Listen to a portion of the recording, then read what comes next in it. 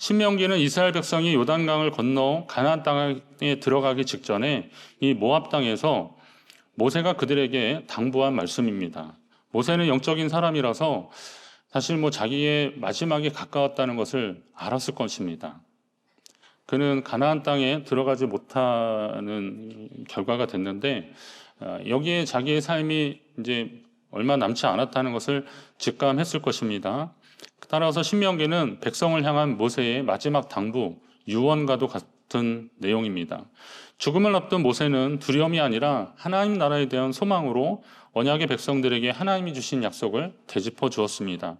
그 약속의 땅에 들어가기에 합당한 자들이 되기 위해서는 어떻게 해야 될까라는 것을 신명기 전체를 통해서 이야기해 주고 있는 것입니다. 여러분도 주님 나라에 들어가기까지 흔들림 없는 믿음의 삶을 사시기 바랍니다. 때로는 우리 주변의 상황들이 좀 어렵고 힘들어도 그런 속에서 하나님을 향해서 집중하시고 또 주님의 뜻과 섭리를 자꾸 여쭤보시면서 주님 안에서 사는 사람들이 끝까지 승리할 수 있는 사람일 것입니다. 오늘은 그 믿음의 삶을 사는 사람들에게 당부하는 말씀을 나누려고 합니다. 성령께서 우리 모두에게 깨닫게 하여 주실 줄로 믿습니다. 오늘 읽은 본문을 통해서 말씀하면 나그네를 사랑하라 라고 하십니다. 한번 따라할까요? 나그네를 사랑하라. 나그네를 사랑하라 그러면 이 나그네가 무슨 여행객이나 이런 사람을 말하는 것이 아닙니다. 여기에서 히브리어 단어가 게르라고 하는 단어를 사용했는데 이게 이제 거류자, 체류자 이렇게 번역이 되기도 합니다. 그런데 여행자처럼 일시적으로 머물렀다 가는 그런 사람들이 아니라 이스라엘 백성들과 함께 사는 사람들을 의미합니다. 보통 국가에는 시민권자가 있고 영주권자가 있습니다. 시민권과 영주권은 모두 외국인에 대해서 그 나라의 국가에 체류할 수 있는 그런 권리를 주지만 그러나 시민권과 영주권은 뭔가 좀 약간 좀 다르다는 거죠. 한국만 해도 영주권자는 국내에 거주할 수 있는 권리를 주지만 투표권이나 공직에 이렇게 취임하거나 이러는 데는 좀 제한을 두고 있습니다. 미국의 경우 시민권자는 해외에 나가더라도 아무리 오래 있어도 그 사람은 그냥 시민권자입니다. 요즘 이번 트럼프 정부가 좀 바꿀 거라고 그러긴 하던데 미국에서 이렇게 출생을 하면 그 사람에게는 미국 시민권을 주더라고요. 그리고 다른 나라에 가서 살아도 그냥 미국 시민권으로 계속 인정을 해주는 겁니다. 그런데 영주권자는 좀 다릅니다. 영주권은 그냥 비자 갱신 없이 살 수 있긴 하지만 외국에 오래 나가 있으면 다시 영주권이 취소되는 경우도 있고 그렇기 때문에 영주권이 조금 애매하더라고요. 자, 이게 이제 어떤 개념인지 아실 것입니다. 그런데 여기에서는 사실 그 게르라고 하는 그 단어는 영주권자 같은 그런 개념이기도 합니다. 솔직히 말하면. 우리나라에도 그런 분들이 꽤 많이 있지 않습니까? 공식적으로 우리나라에 외국인이 이제 국내 거주 외국인이 한 250만 명 이게 통계로 그러니까 비공식으로 하면 훨씬 더 많을 것 같습니다. 우리 안에 이렇게 많은 분들이 살고 있는데 같은 아시안이라도 하더라도 우리 외모가 필리핀이나 동남아 사람들하고는 좀 다르듯이 그들의 외모도 사실 그 안에서 좀 차이가 나는 사람들이 있었습니다. 이스라엘은 노아의 아들 중에 셈의 후손들이고 그들은 함의 후손들로 보시면 됩니다. 그런데 좀 생각해보면 이스라엘은 이제 막 애굽에서 종살이 하다가 탈출한 떠돌이 민족에 불과한데 어느 족속이 무슨 매력이 있어서 이스라엘 가운데 영주권을 이야기할 수 있겠습니까? 그러니까 이건 다시 말하면 결국은 이 부분은 믿음의 관점에서 봐야 하는 겁니다. 그들은 애굽에서 이스라엘 민족을 보고 나온 것이 아니라 하나님이 당신의 백성을 구원하시기 위해서 애굽에 내린 재앙을 보면서 그 전능하신 하나님을 알고 그리고 그분의 백성으로 살고 싶어서 이스라엘 민족이 나간다니까 그 하나님 백성으로 살고 싶어서 같이 나온 겁니다. 그런 사람들이 지금 이 백성들 가운데 함께 섞여서 있는 겁니다. 그래서 하나님은 그들이 혈통적으로는 아브라함의 자손이 아니지만 외모로 봐도 좀 차이가 나지 않습니까? 우리는 중동 사람이면 거기서 거기 같지만 그 안에서는 다 차이가 나는 겁니다. 아시안계에서도 이렇게 차이가 나는 것처럼 차이가 납니다. 혹시 여기서 차별이 있을 수도 있으니까 하나님이 그 나그네를 사랑하라 라고 말씀하시는 겁니다. 함께 탈출한 그 이방 민족을 선대하라 라고 말씀하시는 겁니다. 저는 이 말씀을 준비하면서 그것도 생각해 봤습니다. 우리 교회에 만약에 새 가족이 나온다 그러면 그분들은 여러분 때문에 심지어는 저 때문에 나오는 게 아니라는 거죠. 뭐 혹시 뭐 누가 좋아서 누가 가자 그래서 전도돼서 이렇게 이끌려서 나오는 경우도 있긴 하겠지만, 그러나 누군가 새로운 가족이 오셨다면 그분은 하나님을 믿으려고 온 것이지 누구 때문에 온 게 아니라는 겁니다. 그런데 우리는 그 관점을 하나님 중심으로 보지 않고 우리 관점으로 자꾸 보려고 하는 겁니다. 그러다 보니까 저 사람이 어떻고 저 사람의 평가를 우리 기준으로 자꾸 하려고 그러는 거죠. 그것은 나그네를 선대하고 사랑하는 마음의 자세가 아니라는 겁니다. 하나님을 믿으려고 나온 사람들입니다. 인생 가운데 하나님을 만나려고 나온 사람들입니다. 그 하나님의 백성이 되려고 그 백성, 이스라엘 백성들이 나갈 때 함께 나온 사람들이니 이 사람들을 선대하라는 겁니다. 나그네를 사랑하라는 말은 단순히 잘해주자는 정도를 넘어서 사랑하라고 하셨는데 그런 이유가 분명히 있을 것입니다. 나의 기분에 따라 그때그때 다르게 대하지 말고 같은 형제처럼 대하라는 겁니다. 그러면서 근거를 너희도 애굽에서 나그네였음을 기억하라 라고 그렇게 말씀해 주고 계십니다. 맞습니다. 방금 종살이여서 해방되어 자유인이 됐다고 자신들이 이전에 압제당하고 차별받았던 시절을 잊고 약자들에 대해서 갑질하지 말라는 겁니다. 오늘 우리도 옆 사람에게 사랑합니다, 축복합니다 이렇게 말하지 않습니까? 이렇게 인사하는데 여기에서 사랑하는 이유는, 그 사람을 사랑한다, 축복한다 말하는 이유는 그가 내 마음에 들어서 그렇게 말하는 게 아니라는 거죠. 같이 하나님을 섬기는 사람이기 때문에, 하나님 앞에서 같은 존재이기 때문에 그를 사랑하고 축복하게 되는 것입니다. 주 안에서 형제 자매된 분들을 사랑하고 축복하시기 바랍니다. 지금 하십시오. 사랑합니다, 축복합니다 한번 하겠습니다. 예. 사랑합니다, 축복합니다. 예. 사랑받을 만 하시고 축복받을 만 하셔서가 아닙니다. 예. 우리가 하나님 안에서 같은 자매이고 같은 형제이기 때문에 그렇게 우리는 인사하는 겁니다. 성경에는 하나님이 계명을 주신 후에 내 하나님을 경외하라 라고 하는 그런 패턴이 좀 있습니다. 예를 들면 레위기 25장 17절에 보면 너희 각 사람은 자기 이웃을 속이지 말고 내 하나님을 경외하라. 나는 너희 하나님 여호와니라 이런 표현이 나오는데, 자, 이웃을 속이지 말고 내 하나님을 경외하라 그러십니다. 그리고 43절에도 보면 너는 그를 엄하게 부리지 말고 내 하나님을 경외하라 라고 하십니다. 이런 형식은 이게 일정한 거죠. 뭐뭐 하라, 그리고 내 하나님을 경외하라. 이게 무슨 뜻일까? 이런 형식은 신약에서 예수님이 너희가 서로 사랑하면 이로써 모든 사람이 너희가 내 제자인 줄 알리라 라고 하시는 그런 말씀으로 좀 설명이 됩니다. 하나님을 사랑하고 경외하니까 주의 명령도 따르는 거고, 주의 명령을 따라 사는 사람들을 보면서 그들이 하나님 백성이구나 라는 것을 또 알게 된다는 겁니다. 하나님의 명령을 따르는 사람이 하나님의 사람입니다. 이스라엘 백성들이 나그네를 사랑하는 것을 보면서 그들이 하나님을 사랑하는 백성임을 알게 될 것이라는 겁니다. 그들이 왜 이웃을 속이지 말아야 되는 겁니까? 그들이 왜 이렇게 안식일을 지키고 우리 같으면 이렇게 주일을 지키는 것입니까? 우리가 이 세상에서 하나님의 자녀로서 왜 소금과 빛의 사명을 감당해야 되는 것입니까? 우리가 사랑하고 경외하는 주님이 그렇게 살라고 말씀하셨기 때문에 그렇습니다. 여러분이 하나님의 말씀에 순종하는 것이 하나님을 경외하는 일들이라는 겁니다.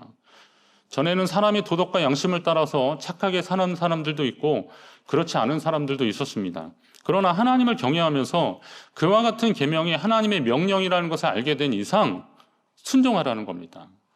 이게 하나님의 명령이구나라는 것을 알게 되었으니 그렇게 말씀하신 하나님을 신뢰하며 그 하나님을 경외하는 마음으로 순종하는 삶을 살라는 겁니다.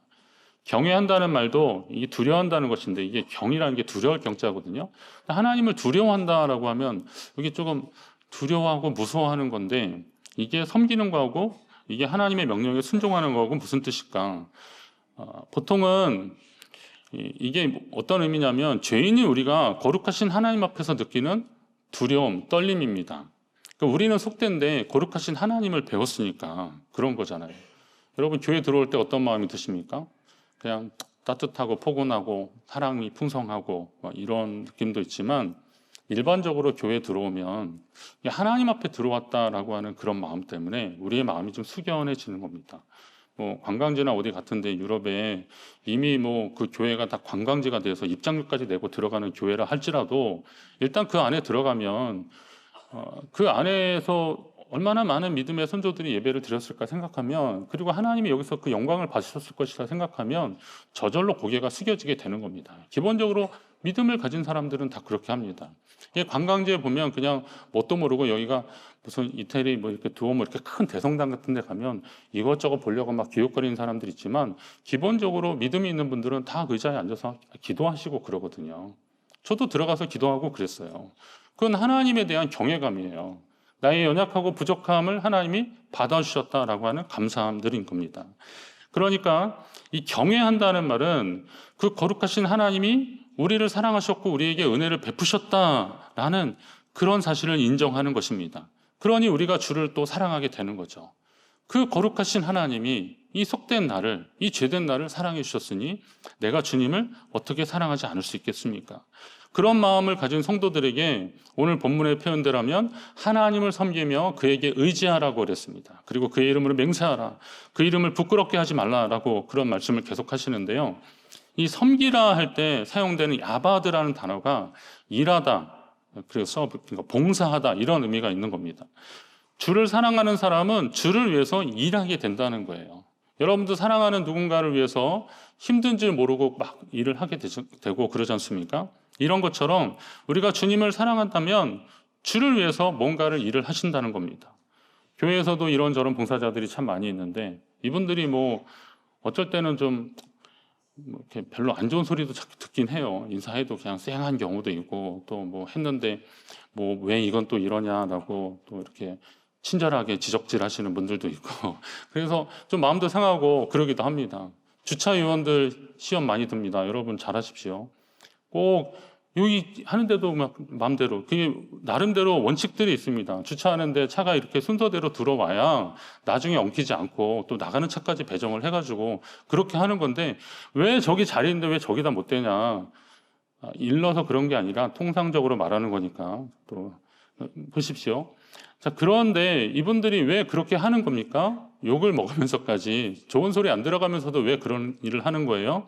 그 일이 옳은 일이고 하나님을 사랑하는 마음으로 섬기는 일이 귀한 일이라는 것을 알기 때문에 그렇습니다. 예수님이 섬기러 오셨다고 했습니다. 그러면 섬김을 받은 우리도 섬겨야 하는 것이 마땅합니다. 그 주님의 섬김을 받은 사람들이 주를 위해서 섬기는 것은 당연한 겁니다. 여러분의 섬김을 통해서 하나님의 교회가 세워져 갈 것입니다. 이 믿음의 공동체 안에서 복음을 들은 누군가 회개하고 하나님의 자녀로 살게 될 것입니다. 우리 이렇게 증급식 하면서 그 아이들이 이렇게 자라나잖아요. 어떤 분이 그러시더라고요. 목사님, 저희가 예전에 제가 교회학교 때 가르쳤던 애예요. 근데 지금 시집 장가 가가지고 저렇게 그냥 애기 낳아서 지금 애가 뭐 유아 세례 받고 막 그러고 있네요. 막 그러시는 거예요. 그거 볼 때 얼마나 감사합니까? 어릴 적에 막 도망가고 안 왔다고 막 가서 데리고 오고 막 그랬었는데, 그렇게 섬겨줬던 그 어린 생명들이 이제 자라나서 가정을 이루고 또 아니면 또 누군가를 또 가르치는 그런 사람이 된 거, 이런 자라나는 과정을 보는 것이 기쁨인 겁니다. 여러분의 섬김을 통해서 하나님의 교회가 이렇게 든든히 서가는 것입니다. 이 사실에 감사하시기 바랍니다. 그리고 그에게 의지하라, 섬기며 그를 의지하라고 그렇게 말씀하시는데, 이 다바크라고 하는 히브리어 단어도 참 재밌는데요. 이게 뭐냐면 달라붙다, 이런 의미가 가지고 있습니다. 이렇게 본드처럼 이렇게 딱 붙는 그걸 말하는 겁니다. 그래서 이전 성경의 개역 한글에는 그에게 친근히 하라 이렇게 했습니다. 친근히. 근데 이번에는 그냥 의지하라 이렇게 표현했는데, 이 친근히 하다는 것도 그런 겁니다. 하나님과 친밀한 사람이 주를 위해서 수고를 망설이지 않는 겁니다. 아기들은 아빠보다 엄마를 더 좋아합니다. 그 영아부나 유치부 아빠들 잘 들으십시오. 아기들은 아빠보다 엄마를 더 좋아합니다. 실제로 그 어떤 아빠가 그러더라고요. 목사님, 애가 저는 별로 안 좋아하는 것 같아요. 나 엄마만 찾는데. 아빠 싫어. 그래요. 아빠 싫어. 엄마만 오라는 겁니다. 저도 그런 수모를 당한 적이 있어서 좀 상심을 한 적이 있었습니다. 그런데 제가 어느 책에서 공부를 했나 뭐 하면서 보니까 그렇더라고요. 아기들이 아빠보다 엄마를 더 좋아하는 이유가 있답니다. 그건 모성애 때문이랍니다. 부모 중에 엄마가 아기를 더 본능적으로 사랑한다고 합니다. 아빠들이 무슨 소리냐고 나도 그런다고 그러지만 그건 여러분의 생각이시고요. 그냥 엄마가 본능적으로 아기를 더 많이 사랑하게 돼 있답니다. 아기들도 본능적으로 그걸 더 잘한답니다. 그래서 자기와 더 친밀한 대상을 좋아하는 겁니다. 뭐 이제 나중에 커서 그래도 아버지의 사랑도 정말 하늘보다 넓고 깊다 막 이렇게 느끼면 그건 다 철들은 거니까요. 알게 되겠죠. 그러나 하여튼 본능적으로 그렇게 좋아하니까 의지하게 되는 겁니다. 여기서 저는 이 친근함, 친밀함, 의지하는 거에 대해서 그 어떤 말씀인지를 깨닫게 되었습니다. 우리가 하나님이 우리를 본능적으로 사랑하시니까 우리도 하나님을 본능적으로 사랑하고 그분을 좋아하는 거죠. 그러면 어떻게 돼요? 사랑하고 좋아하니까 그분을 의지할 수밖에 없는 거예요. 그분께 가까이 갈 수밖에 없는 겁니다. 여호와는 나의 요새시요 나의 하나님은 내가 피할 반석이시라 라고 하는 시편 기자의 고백이 그냥 나온 게 아닙니다. 여러분 많이 지치고 피곤하고 힘들 때 제일 먼저 생각나는 게 어떤 거 있습니까? 어디 가가지고 막 오늘같이 요즘같이 이렇게 날씨 춥고 막 발 동동 구를 때 어떤 생각 나십니까? 빨리 그냥 집에 가고 싶다 막 이러잖아요. 뭐 집에 가고 싶다. 집에 가고 싶다라고 생각하는 건 정서적으로 굉장히 안정이 되고 행복한 삶을 사는 분들입니다. 아이들이 집을 나갔다가 집에 가기 싫다 그런 애들이 있거든요. 가면은 뭐 별로 안 좋으니까. 그런데 가고 싶다라는 것은 내 정서적으로 어떤 베이스 캠프가 집이다라고 하는 생각이 있는 거죠. 그런 것처럼 또 영적으로 좀 빈곤해지고 영적으로 방황할 때 나 하나님께 가서 기도하고 싶다, 예배하고 싶다 이런 마음을 가지는 게 정상이라는 거죠. 성도들 가운데 9.11 테러 이후에 미국의 교인들이 많아졌다는 건 통계적으로 나왔습니다. 코로나 이후에 약간 양극화되긴 했는데 신앙심이 더 깊어졌다라고 대답한 사람들이 많답니다. 그러니까 출석 인원 자체는 절대적으로 많아지진 않았는데 그러나 이전보다 신앙이 더 깊어졌다라고 말하는 분들이 꽤 많아졌다는 겁니다. 그건 왜 그렇습니까? 내 영혼의 베이스 캠프가 어딘지 그리고 내가 정말 본능적으로 가까이 할 분이 누구인지를 알기 시작한 것입니다. 우리가 그 하나님을 사랑하니까 그 하나님께 피하고 그분을 의지하게 되는 거거든요. 그런데 그 하나님이 우리에게 다시 말씀하시는 겁니다. 나그네를 사랑하라. 지금 여러분 주변에 있는 형제와 자매가 사실은 예전에 여러분이라는 사실을 기억하십시오. 그들을 사랑하고 섬기는 것은 죄인이었고 연약했던 여러분을 사랑하시는 하나님의 손길을 기억하며 그 손길에 응답하는 일이 되는 겁니다. 우리 주변에 있는 연약한 자들을 돌보고 그들을 사랑해 주는 것, 그건 결국은 나를 사랑하는 거다. 나의 연약한 부분을 덮어주시고 그리고 또 나를 사랑해 주신 하나님의 마음을 다시 한번 재현하는 것이다 라고 보시면 되는 겁니다. 주님 사랑하는 마음으로 이 사랑을 실천하시기를 주의 이름으로 부탁드립니다. 본문에서 뒷부분에 보면 여호와를 찬송하라는 대목이 참 우리에게 여호와를 찬양하는 것이 이게 정말 귀한 일들이 된다는 것을 다시 한번 우리에게 알려주고 있습니다. 기쁨과 감사의 찬송은 구원받은 오늘 우리가 불러야 하는 노래입니다. 하나님 그 백성을 구원하시기 위해서 애국과 광야에서 크고 두려운 일을 행하셨다라고 본문은 그렇게 말씀하고 있습니다. 그는 내 찬송이시요 내 하나님이시라. 내 눈으로 본 이같이 크고 두려운 일을 너희를 위하여 우리 주님이 행하셨다는데 크고 두려운 일이 우리를 위해서 행하신 크고 두려운 일이 무엇일까? 뭐 생각해보면 금방 나옵니다. 하나님은 그 애굽에서 그 백성을 구하기 위해서 애굽의 장자를 죽이셨습니다. 이 애굽의 장자를 죽였다는 게 우리가 기록을 읽어서 그렇지 애굽의 그 나라에 장자가 다 죽은 거예요. 첫째는 다 죽었어요. 이 곡소리가 온 나라에 얼마나 퍼졌겠습니까? 저도 첫째인데 저도 죽은 거더라고요. 이스라엘 백성이 아니면 저도 죽은 거예요. 집에 첫 새끼 다 죽은 거예요. 그러니 이게 온 왕궁에 있는 왕자도 다 죽고 다 죽었으니 이게 얼마나 처절하겠습니까? 살아남은 거에 대한 안도감도 있지만 이게 얼마나 두렵고 떨리는 사건이 되겠습니까? 그런데 하나님이 그 백성을 내보내기 위해서 그 일을 행하셨다는 거예요. 홍해를 갈라서 이스라엘 백성들은 건너가게 하셨지만 뒤쫓아오는 병사들은 수몰되게 하셨습니다.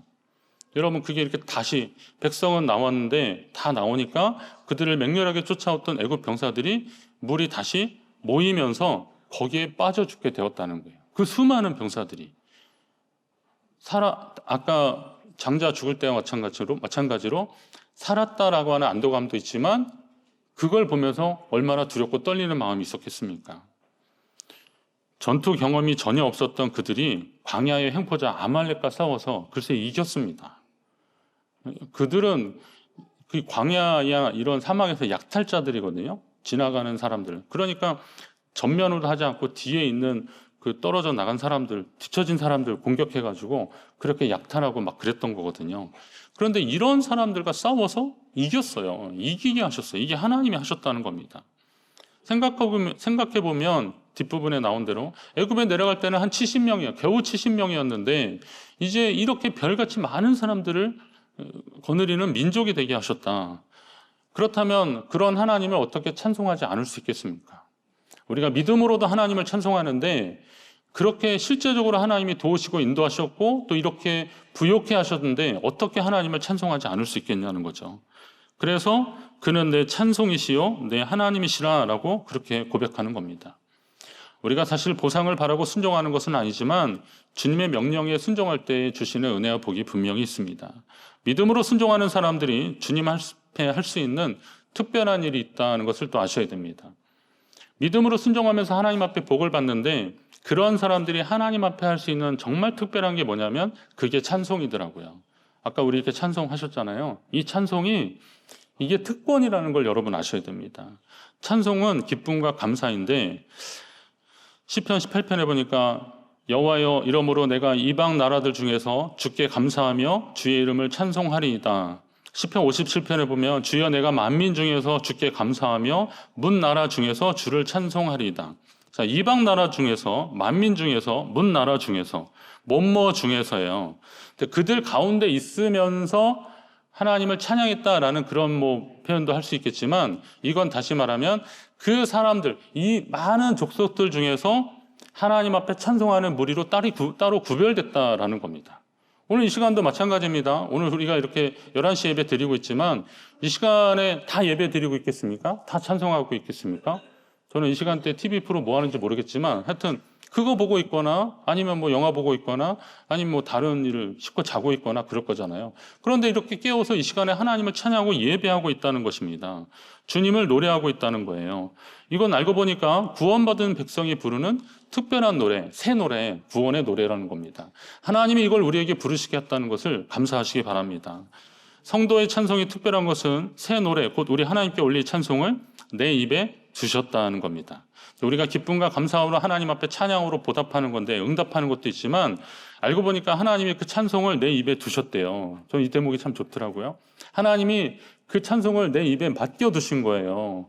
이 귀하고 놀라운 일을 하나님이 너희가 좀 해라라고 맡겨주신 겁니다. 우리 시온 성가대 귀히 여기십시오. 그 찬송을 여러분의 입에 이렇게 맡겨두신 거예요. 그렇다면 어떻게 하시겠어요? 성숙한 하나님의 자녀들은 이 찬송이 항상 내 입에서 떠나지 않도록 하셔야 되는 겁니다. 우리가 살면서 좋은 말, 곱고 이쁜 말만 계속 할 수는 없잖아요. 그렇지만 적어도 하나님을 찬송하는 그 말들이, 하나님께 감사하는 그 말들이 내 입에서 떠나지 않도록 하시고, 그리고 원망하고 불평하는 말들이 내 입을 주장하지 않도록 하셔야 되는 겁니다. 그게 더 많이 여러분의 입을 주장하지 않도록 하나님 앞에 기쁨과 감사의 찬송을 계속 하시길 바랍니다. 2024년 마지막 주일에 여러분이 찬송인 사람이 되시기를 다시 한번 다짐하시기 바랍니다. 나그네를 사랑하는 주님의 명령은 연약한 우리를 사랑하신 하나님의 손길을 기억하며 오늘 그 은혜를 사랑으로 실천하라, 그렇게 실천하면서 살라는 하나님의 말씀입니다. 여러분도 연약한 자들을 돌보시고 사랑하라는 주님의 말씀을 기억하십시오. 그리고 여러분 주변을 돌아보십시오.